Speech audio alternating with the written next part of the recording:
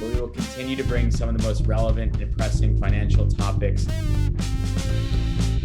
Welcome to Titan Talks.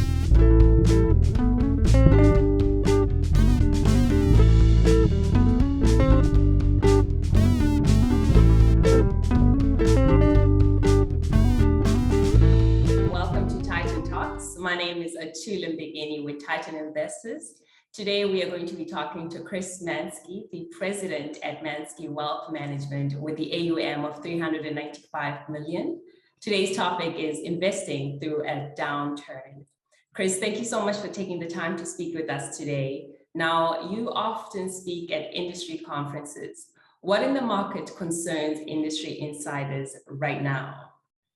Right. Last week, I was in Dallas for a full day industry conference, and I was the moderator for an afternoon discussion. The ballroom was filled with RIA principals and individual financial advisors, not just in my session, but all day long. The questions that kept coming up had to do with the challenges associated with fixed income markets right now. Most investment professionals look at stocks and bonds as the two major offsetting components of a diversified portfolio. If stocks are going down, bonds are probably going up, and vice versa. Unfortunately, the last couple of years, the two markets have been highly correlated. So stocks have gone down recently, and so have bonds. As the Fed raises interest rates to fight inflation, the bond markets have been punished. This pressures advisors to try to find some answer to the question, where can I go for good bonds? It's tough. So, Chris, then what do you think is the way to go these days when navigating through, fixed income markets? Well, my team and I really like what we call fallen angel debt. If you look at the biggest companies in the world with excellent credit ratings, there's going to be some subset of that list who they get their credit rating downgraded for acceptable reasons. For example, leadership is doing a merger or an acquisition. As part of that process, their credit rating drops out of the A's range and into the high B's range. Or another example would be maybe the company took on some debt for a specific and temporary reason, which forces a change in their credit rating. With this new lower rating, the leadership of that company feels pressure to get the credit rating back to normal because their cost of borrowing has increased, and there's many challenges a lower credit rating creates. Those fallen angel situations are great bonds to look at, and those scenarios are excellent opportunities to let financial professionals stay true to our fixed income allocations. And what about you, Chris? Are there any investments that you are particularly excited about right now?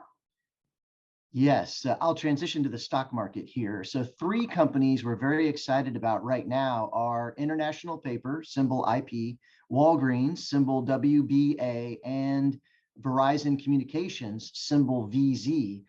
These companies are leaders in their respective fields. Everybody listening to the show has heard of them, and their stock prices have fallen a lot more than the overall market. For example, IP is down almost 40% from its recent highs. All 3 of these companies pay a dividend yielding over 5%, and both Walgreens and Verizon have plans to raise that dividend.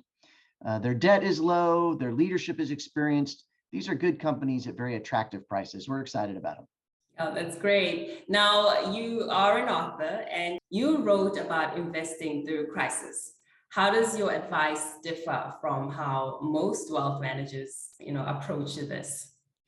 Yes, yeah. The book is called The Prepared Investor. And I think that everyone listening to this show, they're going to recognize the story that is usually told about investing through crisis. We've all heard it. Just stay the course. Get a diversified portfolio and hold on to it because someday, maybe years in the future after the crisis has subsided, the markets will come back. This waited out mentality implies that there's no way at all to prepare. It suggests that in the face of crisis, investors are completely out of control, and Wall Street's best advice is to just put your head in the sand and wait it out. People, they read the book, The Prepared Investor, because they're looking for a better, more complete answer to that question of how to prepare for crisis, how to be ready for the next major downturn. We all know that major catastrophes come and go, and we don't have to be afraid of that fact. It just makes sense to properly prepare. And my book, The Prepared Investor, offers guidance that it offers guidance that allows financial advisors and investors themselves to protect and even grow their net worth in the face of crisis.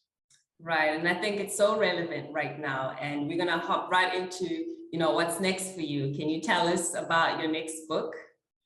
Oh, I would love to. In my next book called The Magicians of Money, I explain how the IRS and Wall Street systemically misdirect and even manipulate the American investor.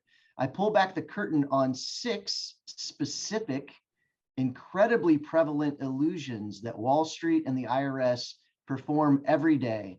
And I demonstrate how these institutions benefit from these pervasive deceptions.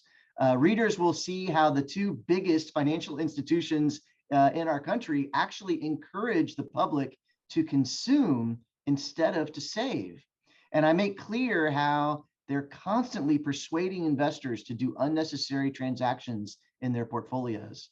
I think investors will recognize every scenario in the book because they're all so commonplace. And it's really shocking how often the IRS and Wall Street use this purposeful misdirection.